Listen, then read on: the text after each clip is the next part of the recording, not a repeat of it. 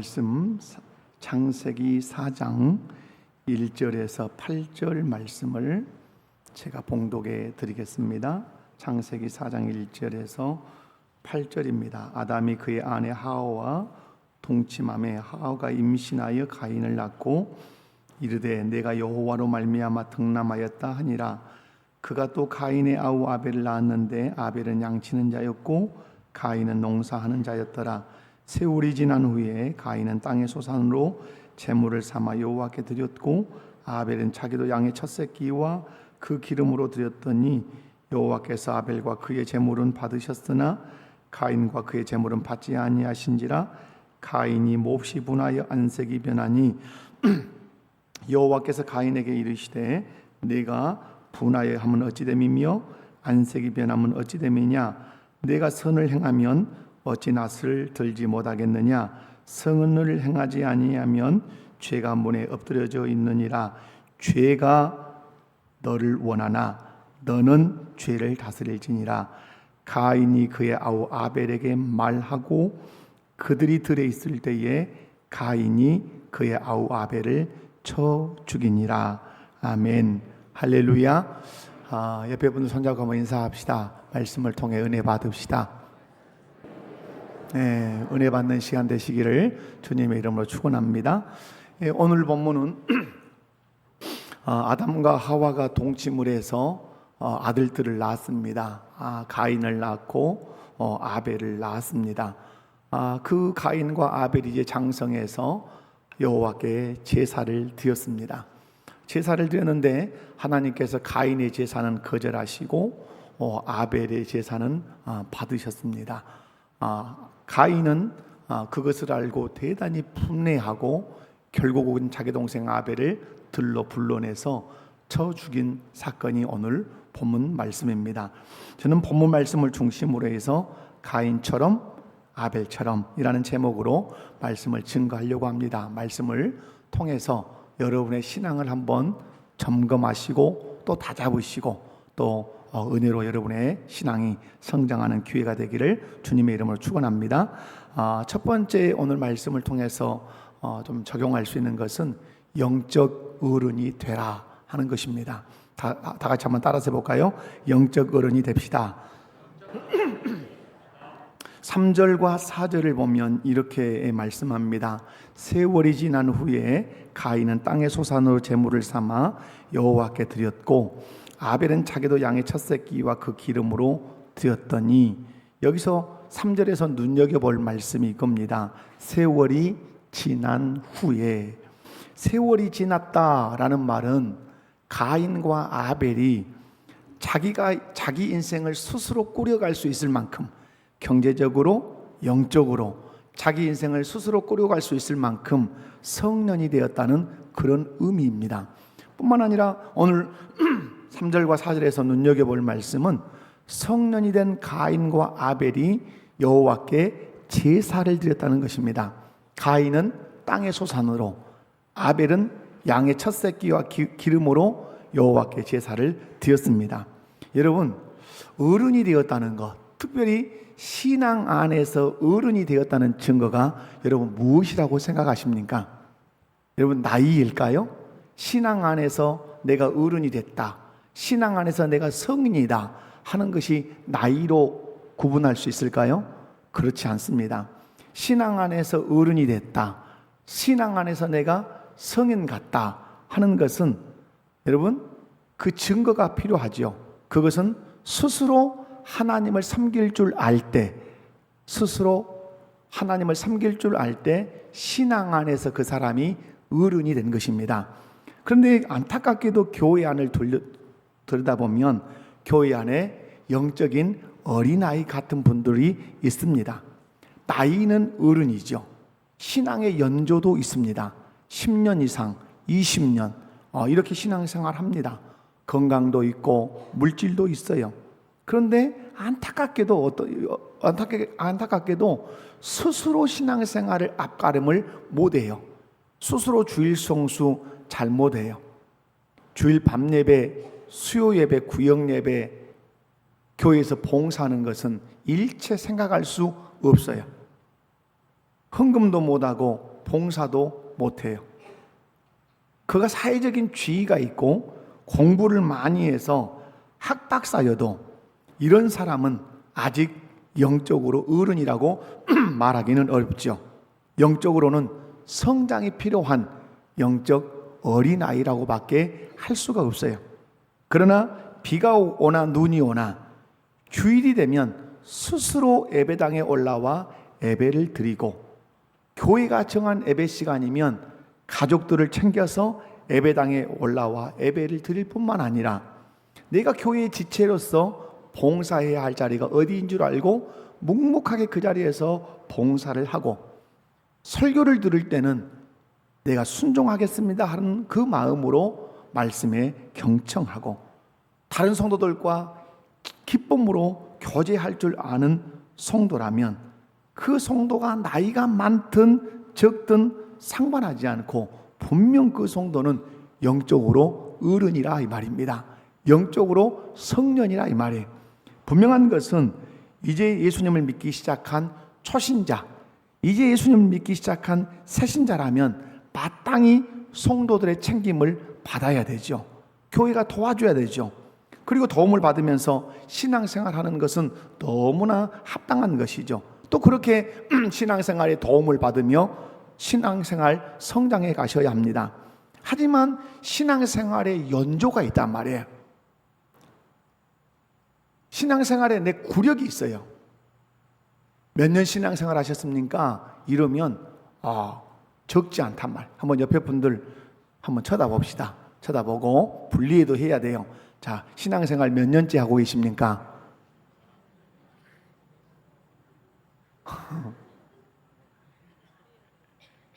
여러분, 신앙생활 연조가 있단 말이에요. 10년 이상 짱짱하게 됐다 이 말이에요. 그런데 스스로 주일 성수를 못한다? 예배를 어떻게 드리는지를 모른다? 여전히 나는 누군가의 도움을 받아야, 또 챙김을 받아야 예배당에 한번 온다. 또 그렇게 봉사 간혹 한다. 여러분, 죄송하지만 아직도 영적으로는 어린아이 수준에 머물러 있는 것입니다. 사랑하는 성도 여러분, 가인과 아벨은 세월이 흐른 후에 가인은 농사하는 자였고 아벨은 양치는 자였어요. 자기 직업을 가지고 자기 경제를 꾸려갈 수 있는 사람이었어요. 거기에 멈추지 않고 이들은 스스로 하나님께 나아가서 제사할 수 있는, 예배 드릴 수 있는 사람으로 섰다 이 말이에요. 여러분, 우리는 어떻게 내가 영적으로 성숙한 사람이라는 것을 증명할 수 있을까요? 나는 영적으로 어른입니다. 무엇으로 여러분 증명할 수 있습니까? 여러 가지가 있어요. 그 중에 하나가 스스로 예배하는 사람이 되는 것입니다. 아멘이십니까? 사랑하는 성도 여러분, 여러분의 자녀들이 국가에서 주는 주민등록증을 받았다면 성인이겠죠. 이제 여러분의 자녀는 스스로 예배당에 올라와서 스스로 예배할 수 있습니까? 객지에 내놓으면 스스로 예배당에 찾아가서 예배를 드리고 자기가 속한 부서에 속해서 봉사하고 있냐 이 말이에요. 아무리 주민등록증에 나이가 꽉 찼어도 스스로 예배를, 스스로 영적 생활을 건사하지 못한다면 영적으로는 어린아이예요. 여러분의 자녀가 그런 자녀가 있다면 기도 많이 하셔야 되겠죠. 또한 여러분에게 질문을 제가 드리겠습니다. 여러분은 영적인 어린아이에 해당하십니까? 아니면 영적으로 성숙한 어른에 해당하십니까? 제가 바라건대 우리 목포교회에 속하는 모든 성도들은 영적으로 성숙한 어른이 되시기를 주님의 이름으로 축원합니다. 아멘. 여러분, 제 아들이 이제 고등학교 1학년입니다. 그런데 간혹 가다가 이런 말을 합니다. 학교 가기 싫단 말을 해요. 어떤 말을 한다고요? 학교 가기 싫다 그래요. 그러면 제가 뭐라고 하겠습니까? 너 학생이잖아. 이렇게 말해요. 여러분은 교회를 어떻게 오십니까? 여러분 교회를 어떻게 오세요? 주일 2부 예배만 오십니까? 여러분 교인이지 않습니까? 하나님 나라 백성이지 않습니까? 예수 믿고 천국 갈 사람이지 않습니까? 그런데 나는 주일 2부 예배만 간다. 이거 가당하다고 생각하십니까? 여러분, 영적인 어른이 되시기 바랍니다. 아멘. 옆에 분 손잡고 한번 인사합시다. 영적인 어른이 됩시다. 아멘. 예, 여러분 그렇게 걸으셔야 돼요. 영적으로 어른이 되셔야 돼요. 두 번째로는 누구에게 신앙생활을 배울 것인가? 너무 중요하죠. 너무 중요합니다. 가인과 아벨은 세월이 지난 후에 자기 스스로를 챙길 수 있는 경제적인 독립, 자기 스스로 하나님께 나아갈 수 있는 신앙의 독립이 있었어요.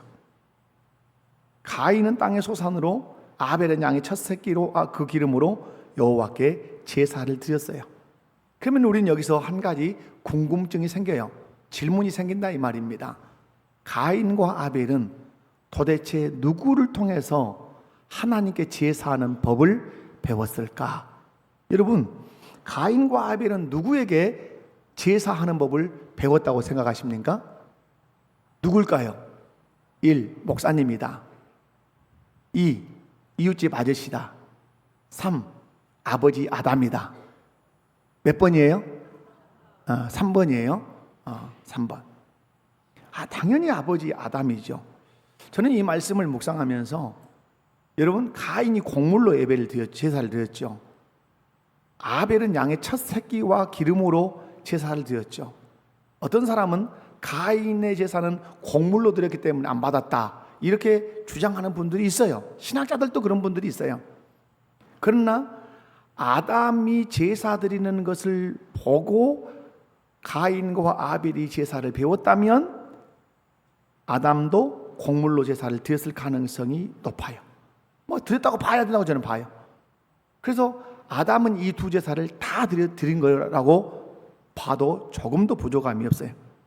가인과 아벨은 아버지 아담으로부터 제사는 누구에게 드리며 어떤 제물로 드려야 되며 어떤 태도로 드려야 되는지, 제단은 어떻게 쌓는 건지, 제사를 드리는 이유는 무엇인지 등등을 아주 구체적으로 배웠을 겁니다. 여러분, 이런 예가 이제 창세기 22장에 나오는데요. 창세기 22장 6절에서 7절 말씀을 보면 아브라함이, 믿음의 조상 아브라함이 자기 아들 독자 이삭을 데리고 모리아라고 하는 산으로 새벽 일찍이 이 아들을 데리고 갑니다. 아들의 등짝에는 장작이 메워져 있습니다. 그리고 모리아 산으로 가는데 한번 그 대목을 읽어보도록 할까요? 자, 창세기 22장 6절에서 7절 시작. 아브라함이 이에 번제의 나무를 가져다가 자기는 불과 두 사람이 동행하더니 이삭이 그 아버지 아브라함에게 말하여 이르되 내 아버지여 하니 그가 이르되 내 아들아 내가 여기 있노라. 이삭이 이르되 불과 나무는 있거니와 번제할 어린 양은 어디 있나이까. 아멘. 이삭은 아버지 아브라함과 함께 지금 모리아 산으로 번제를 드리러 가요. 그런데 제사에 사용할 재료인 그 불, 나무가 있어요. 그리고 가만히 보니까 제물을 잡을 칼도 아버지가 준비를 하셨다는 사실을 보았어요. 그런데 결정적으로 제사의 구성 요소인 하나가 딱 빠져 있다는 사실을 발견했어요. 오늘 아버지 아브라함에게 제사의 아주 중요한 구성 요소 하나가 빠졌다는 것을 무엇으로 말합니까? 번제할 어린 양은 어디 있나이까? 이삭은 제사를 드릴 때는 양을 번제로 드린다는 사실을 알았어요. 여러분, 이삭은 왜 이런 질문을 할 수 있었냐 이 말이에요. 여러분, 이삭은 아버지 아브라함에게 왜 나무도 있고 불도 있고 칼도 있는데 번제할 어린 양은 어디가 있습니까? 라고 하는 이 질문을 왜 할 수 있냐 이 말이에요. 모르면 할 수 있다 없다? 모르면 질문할 수 없는 대목이에요. 아니까 질문한 거예요. 이삭은 번제를 드릴 때 번제의 구성 요소가 무엇인지를 정확하게 알고 있었어요. 어떻게 제단을 쌓고 또 어떤 제물을 드려야 되는지를 알고 있었어요. 번제는 불로 태우기 때문에 장작이 필요했어요. 그래서 불도 있었어요. 그래서 자기가 장작을 짊어졌잖아요. 그런데 그 장작더미 위에 올려놓아야 할 제물인 번제할 양이 없다는 사실을 알았어요. 그렇다면 이삭은 하나님께 번제를 드릴 때, 제사를 드릴 때 그 구성 요소들을 누구를 통해서 배웠냐 이 말이에요. 뭐 당연히 누구에겠어요? 그의 아버지 아브라함이겠죠. 사랑하는 성도 여러분, 정리하면 그렇습니다. 가인과 아벨은 아담이라고 하는 자기 아버지로부터, 그리고 이삭은 자기 아버지 아브라함으로부터 제사는 누구에게, 제사는 어떤 제물로, 제사는 어떤 태도로, 제단은 어떻게 수축하는지 분명히 배웠던 것입니다.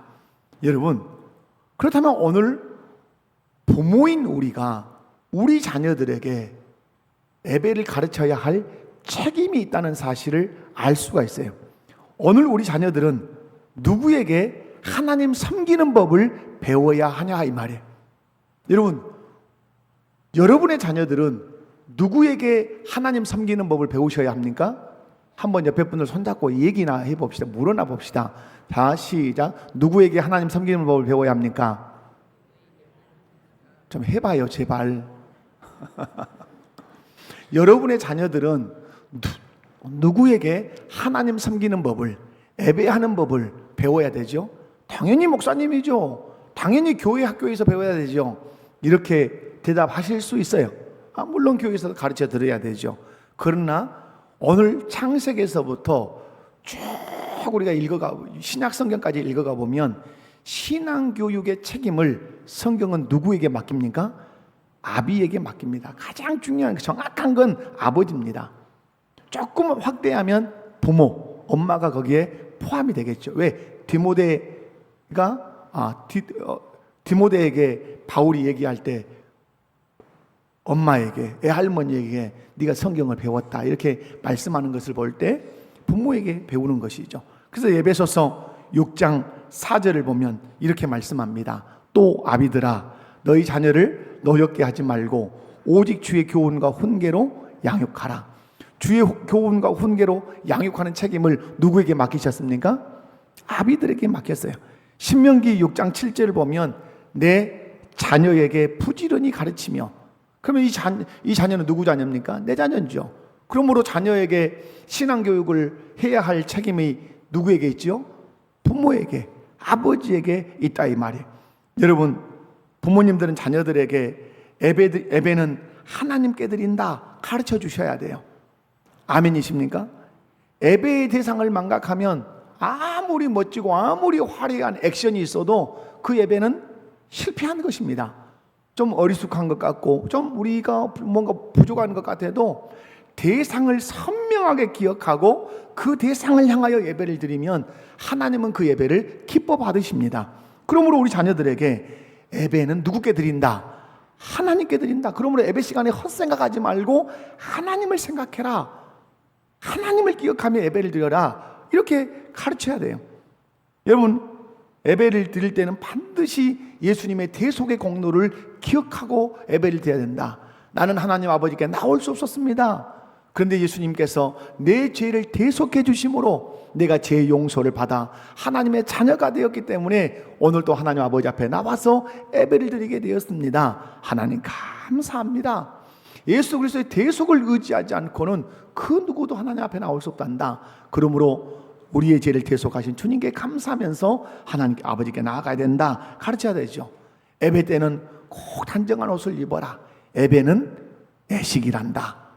그러므로 애식에 맞는 옷을 입고 가라. 한번 따라서 해봅시다. 예배는 애식이다. 아멘이십니까? 예배는 애식이에요. 여러분이 늘 말씀드리지만 우리 예배 드릴 때 왜 일어섭니까? 왜 일어서요? 또 마지막에 왜 일어섭니까? 원래는 처음부터 끝까지 일어서서 예배 드려야 되죠. 이유는 뭐죠?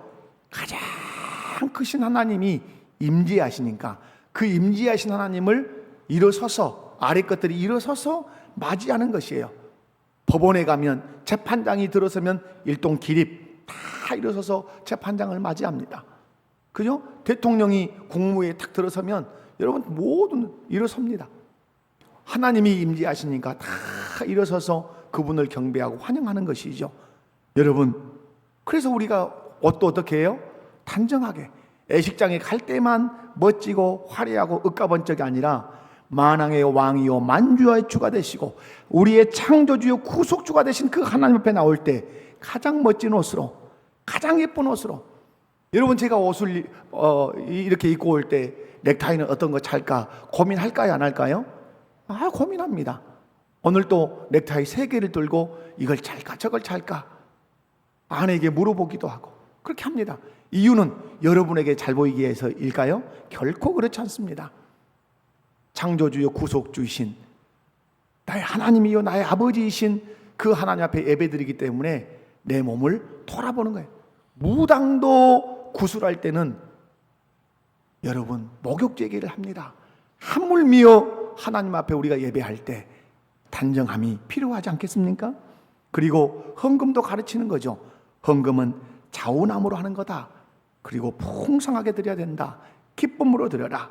설교는 들을 때 늘 순종하겠다는 마음으로 주여 말씀하옵소서 순종하겠습니다. 그래 하나님의 말씀이 선포되면 아멘하여 하나님께 영광을 돌리고 화답하며 내가 설교를 듣겠습니다. 여러분 아멘 한번 해보십시다. 네, 여러분 말씀을 들을 때는 아멘하여 하나님께 영광을 돌려라 그렇게 돼 있어요. 여러분이 말씀을 들을 때는 어떻게 해서 아멘하여, 아멘이란 뜻이 무엇입니까? 그대로 될 줄로 믿습니다. 그렇게 하겠습니다. 이것이 아멘의 화답이에요. 이런 것들을 부모가 자녀들에게 가르쳐 줘야 돼요. 그런 의미에서 한번 여러분에게 여쭙겠습니다. 여러분은 어느 날 식사를 하고 난 후에라든지 아니면 차를 마시면서 자녀들 앉혀놓고 신앙생활에 대해서 따복따복 가르쳐 주신 적 있습니까? 아들아, 딸아, 주일 성수는 이렇게 하는 것이란다. 헌금은 이렇게 하는 것이란다. 예배는 이렇게 드리는 것이란다. 봉사는 이렇게 하는 것이야. 사역자들은 이렇게 섬기는 것이야. 라고 따복따복 앉아서 가르쳐 주신 적 있으십니까? 학교 공부, 국어는 왜 점수가 이 모양이냐? 학원은 왜 결석했냐?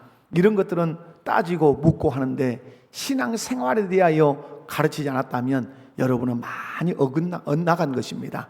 여러분 강조하지 않은 것은 중요하지 않다는 것입니다. 강조한다는 것은 중요하다는 것이에요. 여러분이 신앙생활에 대하여 강조하지 않았다면 자녀들은 알아요. 중요하지 않다. 근데 엄마가 학원은 강조하고 학교는 강조하고 다른 것 강조해요. 그것은 중요하다 이렇게 받는 거예요. 여러분 무엇이 중요한 것입니까? 신앙생활이 중요한 거예요. 예배가 중요한 것이에요. 그것을 강조하시기 바랍니다. 그래서 부모인 내가 무엇을 중요하게 여기는지 강조함을 통해서 우리 아이들이 자녀들이 알 수 있기를 바랍니다.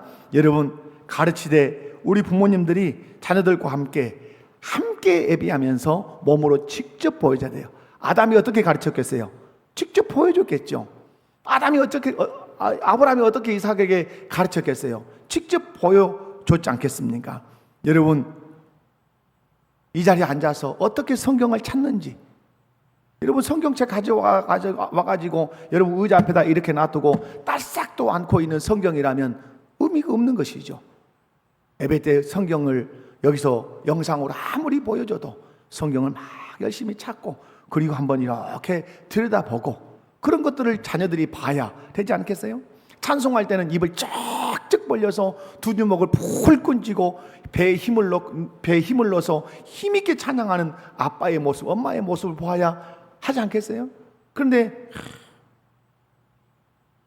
자고 있는 엄마의 모습, 아빠의 모습, 예배 때 핸드폰이나 만지작하고 있는 아빠의 모습, 엄마의 모습, 그러면 그 아이는 결코 신앙생활 잘할 수 없습니다.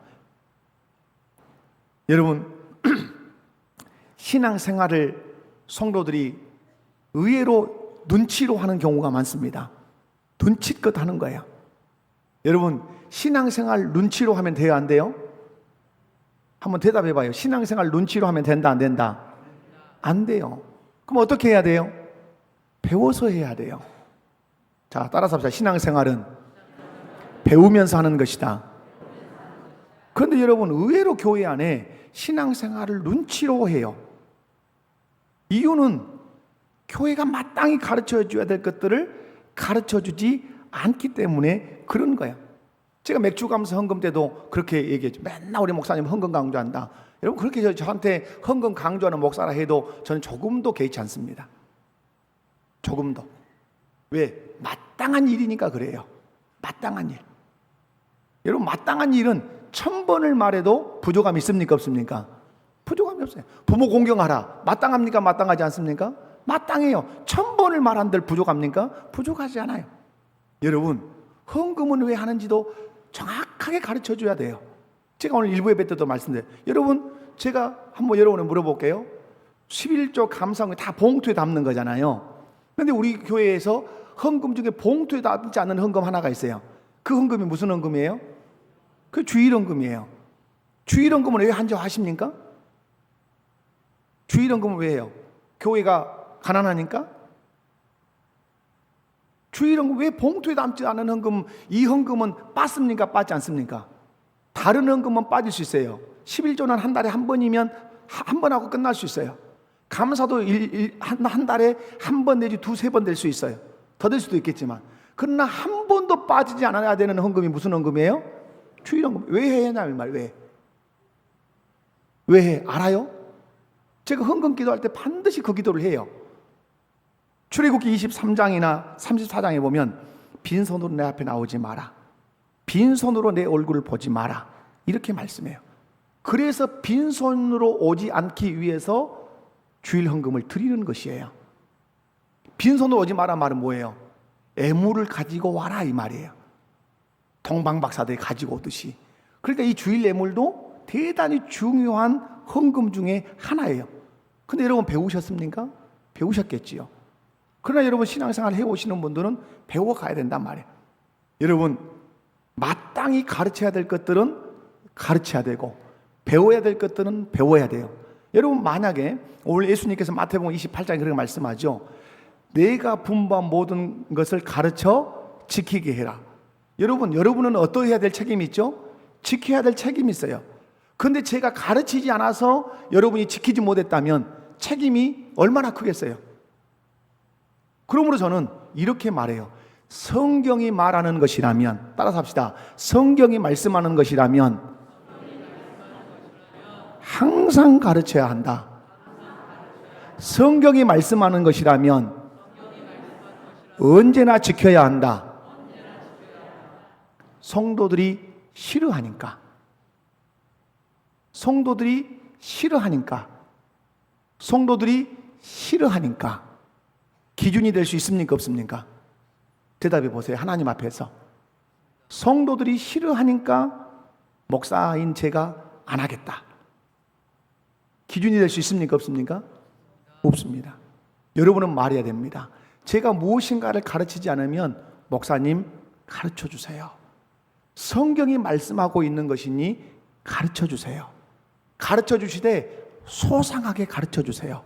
그래서 바르게 지키는 성도가 되게 해주세요. 아멘이십니까? 그래야 하나님이 기뻐하시는 신자가 될 수 있는 거예요. 교회는 성경을 근거로 어떻게 예배를 드려야 되는지 가르쳐줘요. 여러분 주보에 순서가 나와 있어요. 자, 송령이 있고 찬양이 있고 신앙 고백이 있고 교동문이 있고 있어요. 다 여러분이 이 순서에 있는 것은 뭐 해야 되는 거예요? 배워야 되는 것이에요. 그리고 지켜야 되는 것이에요. 그러므로 교회는 성경을 근거로 해서 어떻게 예배를 드려야 되는지 분명하게 가르쳐주고 성도는 그것을 배워서 바른 예배자가 되어서 하나님을 섬겨야 될 줄로 믿습니다. 사랑하는 성도 여러분, 다시 한번 따라서 합시다. 그런 의미에서 신앙생활은 배우면서 하는 것입니다. 그럼 누구에게 배웁니까? 자녀들은 가정에서 아버지에게, 부모에게 배우고, 성도들은 교회에서 사역자들을 통해서 배워야 돼요. 바르게 배워서 알토란처럼 정말 알차게 하나님을 섬기는 그런 신앙생활하는 우리 목포교회 성도들 다 되시기를 주님의 이름으로 축원합니다. 세 번째로는 가인처럼 아니에요. 누구처럼? 아벨처럼. 가인과 아벨이 하나님께 제사를 드렸어요. 그런데 하나님께서는 가인의 제사는 거절하시고 아벨의 제사는 받으셨어요. 우리는 여기서 중요한 원칙 하나를 발견할 수 있어요. 인간은 제사를 드리는 자이고 하나님은 제사를 받으시는 분이십니다. 믿으십니까?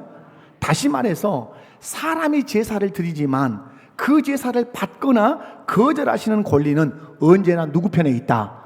하나님 편에 있어요. 여러분이 오늘 예배를 드렸으니까 내 예배는 하나님 받으셨을 것이다. 받으셔야 될 줄로 믿습니다. 그러나 안 받으실 수도 있어요.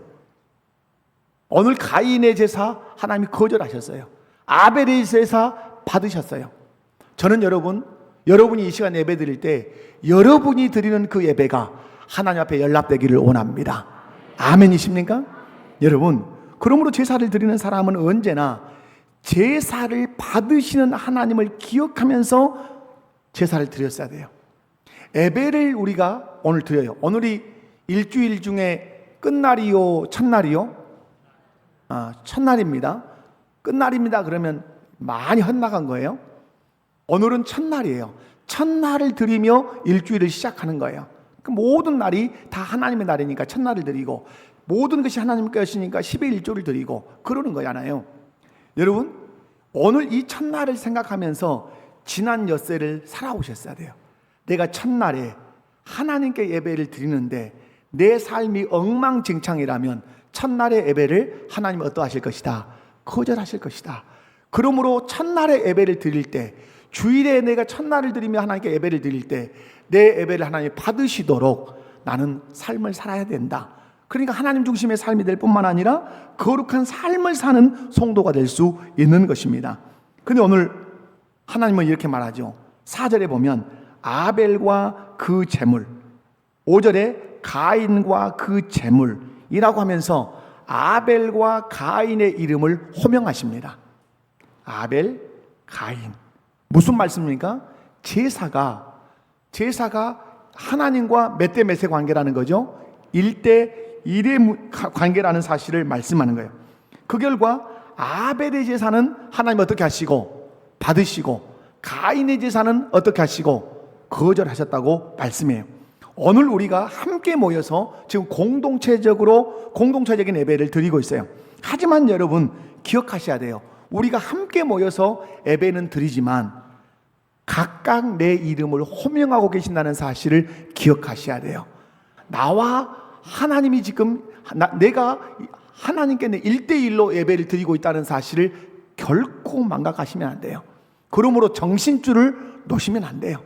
하나님께 바른 태도로 예배하셔야 돼요. 그래서 어떤 사람의 예배는 하나님이 기쁨으로 받으시지만 어떤 사람의 예배는 거절하실 수도 있다 이 말이에요. 옆에 분들 손잡고 한번 인사합시다. 하나님이 받으시는 예배를 드립시다. 아멘. 그렇다면 여러분, 왜 하나님은 가인의 제사는 거절하셨을까요? 왜 아벨의 제사만 받았을까요? 이렇게 질문하면 어르신들, 할머니들은 이렇게 쉽게 대답합니다. 가인의 제사는 정성이 없었고요, 아벨의 제사는 정성이 많았어요. 이렇게 해요. 여러분, 전혀 틀린 말은 아니지만 정답은 아니에요. 물론 제사의 정성이 필요하죠. 그러나 정성이 아니에요. 히브리서 11장 4절을 우리 함께 읽어보도록 하겠습니다. 히브리서 11장 4절입니다. 다 시작. 믿음으로 아벨은 가인보다 더 나은 제사를 하나님께 드림으로 의로운 자라 하시는 증거를 하나님이 그 애물에 대하여 증언하심이라. 그가 죽었으나 그 믿음으로써 지금도 말하느니라. 아멘. 여러분, 아벨의 제사는 왜 하나님 받으셨죠? 믿음으로 드렸다. 아주 중요한 얘기예요. 딱 붙들어야 돼요. 자, 아벨의 제사는 왜 받으셨다? 믿음으로 드렸다. 자, 그러면 여기서 질문이 나. 이 믿음이 도대체 무슨 믿음인가? 이 믿음이 무슨 믿음이에요? 대답이 봐요. 이 믿음은 무슨 믿음이에요? 믿음으로 드렸다. 여러분 이 시간에 예배를 뭘로 드려야 돼요? 그러면 믿음으로. 그럼 무슨 믿음으로 여러분 드리셔야 돼요? 무슨 믿음으로? 여러분 오늘 히브리서 11장을 유심히 볼 필요가 있어요. 자, 히브리서 11장 4절 성경책에 펴져 있다면 언더라인을 하실 필요가 있어요. 밑줄을 치라 이 말이야. 믿음으로의 밑줄을 치야 되고 더 나은 제사에 밑줄을 쳐야 되고, 의로운 자라 하시는 증거, 여기다 밑줄을 쳐야 돼요. 자, 여러분 묻겠습니다. 밑줄을 쳤으니까. 자, 의롭다 함은 무엇으로 받습니까? 여러분, 의롭다 함, 너는 죄인이 아니라 이제 의로운 자가 됐어. 무엇으로 우리가 의롭다 함을 받습니까? 대답을 해야 돼요. 이건 천국이 왔다 갔다 하는 것이에요. 여러분, 너는 죄 사함을 받고 이제 의인이 되었어. 무엇으로 이것이 가능합니까? 예수 그리스도를 믿음으로 가능해요. 그럼 여러분, 오늘 히브리서 11장 4절에서 믿음의 언더라인, 더 나은 제사의 언더라인, 의로운 자라 하는 증거의 언더라인이에요. 여기서 바로 이렇게 할 수 있어요. 믿음으로 의로운 자라 하시는 증거를 얻었으니, 근데 그 중간에 뭐가 놓여 있어요? 더 나은 제사가 놓여 있어요. 그러면 아벨은 믿음을 가지고 그 제사의 제물을 보고 뭔가를 믿었어요. 그 제사의 제물을 보고 그는 뭔가를 믿었단 말이에요. 그래서 의로운 자가 된 거예요. 그러면 그 제물을 보고 뭘 믿었을까요? 나의 죄를 위해서 이 제물이 죽는 것처럼 나의 죄를 속죄하기 위해서 이 제물의 예표인 예수 그리스도가, 메시아가 오실 것이라고 믿었어요. 그 믿음 때문에 하나님은 아벨을 어떤 자라고? 의로운 자라고 그렇게 칭해 주시는 거예요. 여러분, 구약의 성도들은 어떻게 구원받습니까? 구약의 성도들 어떻게 구원받습니까? 뭘로 부르요 이제? 구약의 성도들은 오늘 아벨처럼 오실, 나의 죄를 속죄하러 오실 메시아를 믿음으로, 나는 죄인이다. 근데 죄인된 나의 죄를 속죄하게 해서 반드시 누가 오신다? 메시아가 오신다. 그것이 제물에 보이는 거예요. 그러면 신약 성도는 어떻게 구원을 받죠? 이미 오셔서 십자가에 못 박히신 그 예수를 믿음으로 구원을 얻는 거죠. 그러므로 구약 성도나 신약 성도나 구원은 무엇으로 받죠? 예수 그리스도를 믿음으로 받는 것입니다. 그런 의미에서 여러분에게 질문하겠습니다. 여러분은 예수 그리스도를 나의 구주로 믿으십니까? 예수 그리스도를 나의 구주로 믿음으로 내 죄는 사해지고 내가 의인이라 칭함받았다는 사실을 믿으십니까? 그 믿음을 가지고 이 시간 예배하십니까? 그 믿음을 가지고 예배해야 하나님은 우리의 예배를 받으시는 줄로 믿습니다. 그런데 이 믿음은 내가 갖고 싶어 갖는 것입니까? 아니죠. 에베소서 2장 8절에서 9절 말씀을 함께 읽어보도록 하겠습니다. 다 같이 시작. 너희는 그 은혜에 의하여 믿음으로 말미암아 구원을 받았으니 이것은 너희에게서 난 것이 아니요 하나님의 선물이라. 행위에서 난 것이 아니니 이는 누구든지 자랑하지 못하게 함이라. 아멘. 아벨이 가진 믿음은 누가 주신 것이죠? 하나님이 선물로 주신 거예요. 그러면 반드시 여기서 던지지는 질문이 있죠. 가인에게는 그 믿음을 선물로 주시지 않은 것이에요. 여러분, 그러므로 여러분 이 시간에 이 자리에 여러분이 앉아 있다면 감사하셔야 돼요. 하나님이 나에게 믿음을 선물로 주셨다. 그래서 예수 그리스도가 나의 죄를 위하여 십자가에 죽으셨다는 사실을 내가 믿게 된 것이다. 그 예수님을 믿음으로 내 죄 사함을 받고 나는 의롭다 칭함을 받았다. 아멘. 여러분, 가인의 제사가 왜 거절됐는가? 요한일서 3장 12절을 함께 읽도록 하겠습니다. 시작. 가인같이 하지 말라. 그는 악한 자에게 속하여 그 아우를 죽였으니 어떤 이유로 죽였느냐? 자기의 행위는 악하고 그의 아우의 행위는 의로움이라. 아멘. 악한 자에 속했다는 말은 구원의 반열 안에 들지 않았다는 뜻이에요. 예수 안에 있지 않다는 뜻이에요. 그래서 그가 악한 자에게 속했다는 것을 무엇으로 보인 거죠? 예배하는 자를 죽임으로 보인 것이에요. 여러분이 예수 그리스도께 속했다는 걸 지금 뭘로 보이고 있는 거죠? 예배 현장에 나와서 하나님께 예배를 드림으로 나는 예수께 속했다는 것을 지금 여러분이 보이고 계시는 거예요. 아멘. 그 예배를 하나님이 받으신단 말이에요. 여러분, 분명한 사실은 하나님께 속하지 않은 자도 뭐 할 수 있어요? 제사를 드릴 수 있어요. 오늘 가인이 그랬잖아요. 근데 이런 사람들은 특징이 있어요. 하나님께 속하지 않은 사람, 예수 그리스도를 믿는 믿음을 선물로 받지 않은 사람은 제사를 드려도 뭐가 있어요? 그는 변화되지 않아요. 오늘 가인 보십시오. 제사를 드리고 나서 얼굴이 어떻습니까? 안색이 울그락불그락합니다. 혈기가 끊임없습니다. 그리고 마음에 분노가 있습니다. 그리고 죄의 지배를 받습니다. 그리고 자기 형제 아벨을 죽입니다. 어떠해 놓고 예배 드려놓고 제사 드려놓고 그런다 이 말이에요. 여러분, 우리가 드리는 예배도 동일해요. 하나님께서 주신 믿음을 선물로 받은 사람이 예배를 드리면 그 사람은 죄 용서함의 기쁨을 가지고 예배를 드려요. 하나님을 찬양해요.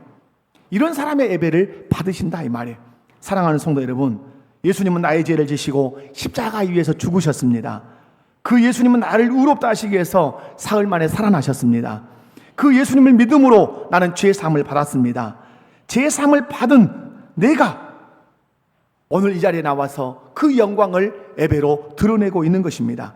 이런 예배를 하나님이 기뻐 받으신다 이 말이에요. 여러분, 오늘 가인의 삶을 뒤집어서 제가 설명을 할게요. 믿음의 사람은 예배를 드리고 나면 안색이 밝습니다. 얼굴에 기쁨이 넘칩니다. 믿음의 사람은 하나님께 예배를 드리고 난 후에 얼굴을 들고 낯을 들고 누구를 찬양합니까? 하나님을 찬양합니다. 믿음으로 예배를 드린 사람은 죄가 아무리 유혹해도 그 죄를 거절하고 그 죄를 이기고 승리합니다. 믿음으로 예배를 드리는 사람은 말로도 행동으로 결코 사람을 죽이지 않습니다. 사랑하는 성도 여러분, 말씀을 정리합니다. 나이가 들었다면 스스로 하나님을 섬길 줄 아는 영적 어른이 되셔야 합니다. 아멘. 영적 어른이 스스로 자기 신앙을 앞가림하고 다른 사람의 신앙을 이끌어주는 영적 어른이 되시기 바랍니다. 신앙생활은 배우면서 하는 것입니다. 자녀는 가정에서 아비에게 배우고 부모에게 배우고, 신자는 교회에서 사역자들을 통해서 예배생활을, 신앙생활을 아주 디테일하게 배워서 잘 지키는 신앙생활을 하셔야 돼요. 그리고 아벨처럼 믿음을 선물로 받은 사람이라면 예수 그리스도의 그 구원에 감사하며 기쁨으로 예배하는 사람이 되셔야 돼요. 얼굴은 해같이 밝게 그 낯을 들어 하나님을 찬양하며 죄를 다스리며, 그리고 많은 사람들을 말과 행실로 살려내며 예배자로 살아내셔야 돼요. 그런 예배자가 되시기를 주님의 이름으로 축원합니다. 다 같이 자리에서 일어나십시다.